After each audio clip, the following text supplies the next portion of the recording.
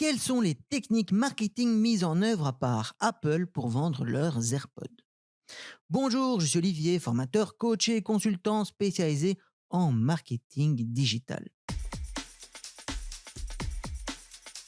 Parlons web. Les AirPods sont des écouteurs sans fil vendus par Apple. Dans cette analyse, je ne vais me référer qu'aux produits suivants: AirPods deuxième génération, troisième génération et AirPods Pro deuxième génération. Pour ne pas partir dans tous les sens, je ne m'étendrai donc pas sur les écouteurs d'Apple qui sont les AirPods Max. Les prix en ce début de 2023 vont de 159 € pour les AirPods deuxième génération à 299 € pour les AirPods Pro deuxième génération. Apple est une entreprise américaine spécialisée dans la conception et la vente des produits électroniques.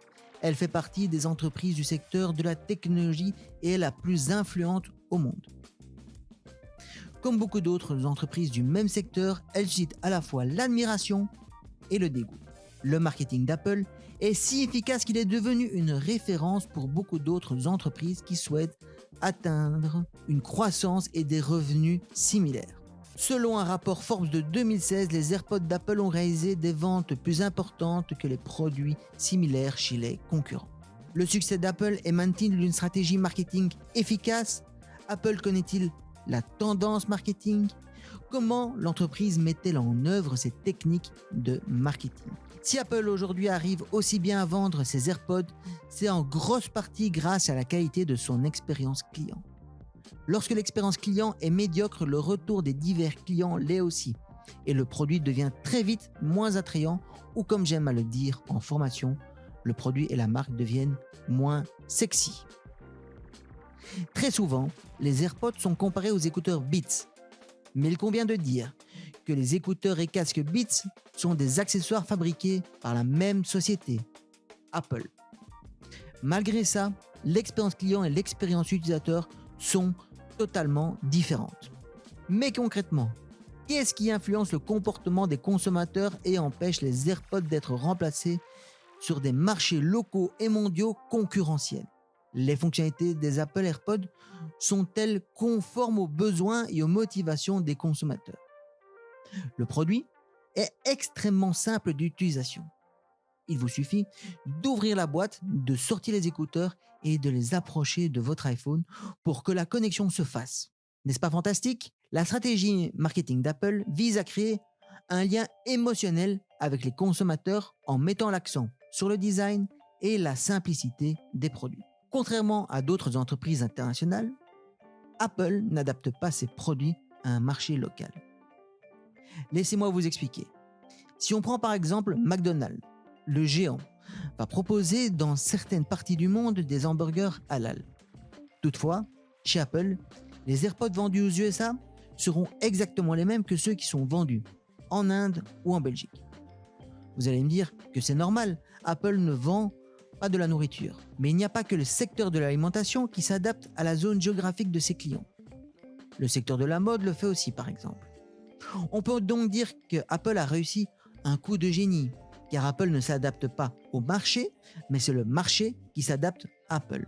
Alors voici les 3 règles de marketing mises en place par Apple. Apple a pour objectif de ne pas vendre des produits, mais des solutions pour ses clients. Si les AirPods, tout comme les iPhones, se vendent aussi bien, c'est clairement parce qu'ils répondent à un besoin des clients. Dans un deuxième temps, même si on dit souvent qu'Apple propose des produits innovants, ce n'est pas la marque à la pomme qui se lance en premier sur le marché. Il existait déjà des lecteurs MP3 avant le lancement de l'iPod, des téléphones avant le lancement de l'iPhone. Et pourtant, Apple a réussi à se faire une place dans un marché déjà bien rempli. Apple analyse fortement le marché, regarde ce qui marche et ne marche pas chez ses concurrents et voit aussi les retours des clients afin de répondre au mieux aux besoins des clients cibles. Troisièmement, il va de soi que pour bien vendre leurs produits, Apple raconte de belles histoires. Je vous conseille à la fin de ce podcast d'aller sur YouTube et de regarder la vidéo de Simon Sinek où lors d'une conférence TEDx, il explique l'importance de commencer sa présentation commerciale par le pourquoi. Pourquoi vendez-vous ce produit ou service? Qu'est-ce qui vous anime et qu'est-ce qui vous amène à proposer ce produit ou service à vos clients? Contrairement à la concurrence, on n'a pas été envahi dans tous les sens par de la pub pour les AirPods. Ce n'est clairement pas du matraquage commercial. La force d'Apple reste de loin l'expérience client qui est une référence.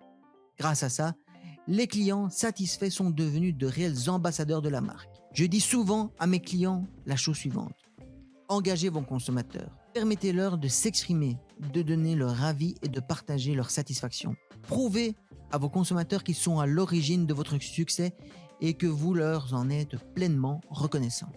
Dans une formation que je donnais dernièrement pour le secteur de l'hôtellerie, j'étais surpris de voir le nombre d'entreprises qui ne demandaient pas l'avis de leurs clients et qui ne les incitaient pas à mettre sur Google ou les réseaux sociaux un avis.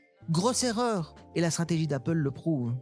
Un client satisfait de son expérience est un client qui est enclin de parler de vous positivement.